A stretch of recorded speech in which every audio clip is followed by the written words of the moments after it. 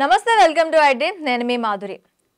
Mutual ఫండ్స్లో కానీ స్టాక్స్లో కానీ మనం ఎక్కడైనా ఇన్వెస్ట్ చేసేటప్పుడు ఒకే దగ్గర పెట్టకండి. ఫండ్స్ డిఫరెంట్ వేరియస్ ప్లేసెస్లో ఆ ఫండ్స్ని పెట్టండి అంటారు. ఒకవేళ మనం మ్యూచువల్ ఫండ్స్లో ఇన్వెస్ట్మెంట్ పెట్టినప్పటికీ కూడాను ఒక్క దీంట్లోనే పోర్ట్ఫోలియోలో ఒక 4-5 సెగ్మెంట్స్ తీసుకొని అందులో పెట్టుకోండి. ఒకే దగ్గర అంటే ఒక్క సెగ్మెంట్లోనే మీ మొత్తాన్ని పెట్టకండి అంటారు. పోర్ట్ఫోలియో మన మ్యూచువల్ ఫండ్ పోర్ట్ఫోలియో కానీ స్టాక్ మార్కెట్స్ పోర్ట్ఫోలియో కానీ బలంగా ఉండాలి అంటే మన ఇన్వెస్ట్మెంట్స్ ఎలా ఉండాలి డీటెయిల్గా చెప్పడానికి మనతో పాటు ఉన్నారు చంద్రశేఖర్ గారు, మ్యూచువల్ ఫండ్ డిస్ట్రిబ్యూటర్. తనని అడిగి డీటెయిల్గా తెలుసుకుందాం. Hello sir. హలో అండి sir, diversification and general diversification ఈ రెండిటికి మధ్యలో ఉండే తేడా ఏంటి సార్? ఈరోజు మనం డైవర్సిఫికేషన్ గురించి మాట్లాడుకుందాం. ఇన్ జనరల్ లైఫ్లో తీసుకుంటే మనకు తెలుసో తెలియకో ప్రతి ఒక్కరూ డైవర్సిఫికేషన్ అనేది చేస్తారు. ఎగ్జాంపుల్స్ చెప్తాను మీకు. ఒక 10 లక్షలు ఏదైనా వచ్చింది అనుకోండి డబ్బులు. ఆ డబ్బులు కొంతమంది ఏంటంటే ఎఫ్డీలు వేస్తారు, కొంతమంది చీటీలు కడతారు, లేకపోతే ఒకరు ప్లాట్ కొంటారు. సో తెలుసో తెలియకో వాళ్ళకి వచ్చిన డబ్బుల్ని డైవర్సిఫై చేస్తున్నారు. అంటే ఒకటి ఎఫ్డీలు వేస్తున్నారు, ఒకటి ప్లాట్ కొంటున్నారు, ఇంకా చీటీ వేస్తున్నారు, వగేరే కొంటున్నారు. కొంటున్నప్పుడు ఏమవుతుందంటే డైవర్సిఫికేషన్ అవుతుంది. అంటే ఒక దాంట్లో నష్టం వచ్చినా మిగతా దాంట్లో సెక్యూర్డ్గా ఉండొచ్చు. దానివల్ల ఈ డైవర్సిఫికేషన్ అనేది చాలా మంది చేస్తుంటారు. ఇంపార్టెంట్ కూడా. అవును. ఇప్పుడు జనరల్ లైఫ్ నుంచి మనం మ్యూచువల్ ఫండ్స్కి వచ్చాం అనుకోండి. మ్యూచువల్ ఫండ్స్ లో ఇన్వెస్ట్మెంట్స్ చేయాలి అనుకున్నప్పుడు ఒక కోట్ ఉందండి, do not put all the eggs in one basket అంటారు. అంటే ఎందుకంటారు, ఒక బాస్కెట్ లో అన్ని గుడ్లు ఒకే బాస్కెట్ లో పెట్టారనుకోండి, మొత్తం నష్టపోయినట్టు. సో వాళ్ళ చెప్పేది ఏంటంటే ఒకవేళ 10 ఎగ్స్ ఉన్నాయని అనుకున్నప్పుడు డిఫరెంట్ బాస్కెట్లు పెట్టుకోండి. పెట్టుకునేటప్పుడు ఏమవుతుందంటే ఒక బాస్కెట్ పడిపోయినా మిగతా 4 బాస్కెట్లలో మనకి సేఫ్ ఉంటుంది. అదే విధంగా మ్యూచువల్ ఫండ్స్ లో కూడా ఈ ఇన్వెస్ట్మెంట్స్ అనేది మీకు జనరల్ గా large cap, mid cap, small cap, sectoral funds, డెప్ట్ ఫండ్స్ చాలా ఉంటాయి. అవును. ఫండ్స్. సో ఒక పర్సన్ రిస్క్ యాప్టైట్ బట్టి వాళ్ళు వేసిన అమౌంట్ దాన్ని మనం డైవర్సిఫై చేసుకోవాలి. ఇప్పుడు మన డెప్ట్ ఫండ్స్ తీసుకున్నాం అనుకోండి, అక్కడ రిస్క్ తక్కువ ఉంటుంది. So based on the risk appetite of the investor మనం ఈ డైవర్సిఫికేషన్ అనేది చేసుకోవాలి. ఇప్పుడు ఫర్ ఎగ్జాంపుల్ ఒక 10 లక్షలు ఇన్వెస్ట్ చేయాలి అనుకోండి. సో నేను రిస్క్ తీసుకుంటాను, నాకు డైవర్సిఫికేషన్ కొంచెం చేయండి అంటాను. అంటే నేను ఇప్పుడు ఏం చేస్తాను, ఈక్విటీ అసెట్ సెలెక్ట్ చేసుకుని దాంట్లో లార్జ్ అని కానీ, మిడ్ అని కానీ, స్మాల్ కానీ, లేకపోతే లార్జ్ మిడ్ కాంబినేషన్ కానీ, లేకపోతే మిడ్ స్మాల్ కాంబినేషన్ కానీ, అలాంటి దీంట్లో ఇన్వెస్ట్మెంట్స్ సజెస్ట్ చేస్తాను. ఆ ఇన్వెస్ట్మెంట్స్ కూడా ఎలా చేయొచ్చు అంటే డైవర్సిఫికేషన్ ఒకటి.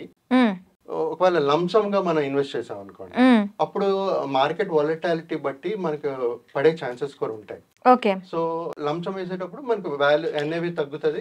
ఒక చిన్న డౌట్ సార్, లంసమ్ అన్నారు కాబట్టి నేను అడుగుతున్నా. ఇప్పుడు లంసమ్ వేసేటప్పుడు అమౌంట్ మనం ఇప్పుడు తీసుకున్నట్లు ఒక నార్మల్గా మన పోర్ట్ఫోలియోలో మ్యూచువల్ ఫండ్స్ సిప్స్ తీసుకున్నప్పుడు కొనేటప్పుడు ఉండే దీనికిను లంసమ్ తీసుకునేటప్పుడు తీసుకునే పోర్ట్ఫోలియోకి తేడా ఏముంటుంది? తేడా అనేది ఏమి ఉండదు మేడం. అంటే ఇప్పుడు మనం లంసమ్ గా కొన్నాం అనుకోండి, ఆ రోజు ఎగ్జిస్టింగ్ ఎన్ఏవి ప్రకారంగా కొంటది. కొన్నప్పుడు మనకి యూనిట్స్ అలాట్ అవుతాయి. Okay, lump sum. సిప్ లో ఇన్వెస్ట్ చేసేటప్పుడు ఏమవుతుందంటే మార్కెట్ పెరగడం తగ్గడం జరుగుతుంది కదా. అప్పుడు ఏమవుతుందంటే లంసమ్ గా కొన్నాం అనుకోండి, పెరిగితే మార్కెట్ వాల్యూ పెరుగుతుంది. పడేటప్పుడు పడితే మళ్ళీ మన వాల్యూ తగ్గుతుంది. కానీ సిప్ లో ఏమవుతుందంటే మార్కెట్ పడేటప్పుడు మనం మంత్లీ ఆల్రెడీ రిజిస్టర్ చేస్తాం కదా, ఎస్ఐపి చేస్తాం కదా, రిజిస్టర్ చేసేటప్పుడు అది ఆటోమేటిక్ కొంటూ ఉంటుంది. ఆ మార్కెట్ కానీ పడితే అప్పుడు మనం తక్కువ ఎన్ఏవికి మనం యూనిట్స్ కొంటున్నాం అన్నమాట. సో మార్కెట్ మనం రికవరీ అయ్యేటప్పుడు చాలా ఫాస్ట్ గా రికవరీ అవుతుంది, బెటర్ రిటర్న్స్ వస్తాయి సిప్ మూలంగా.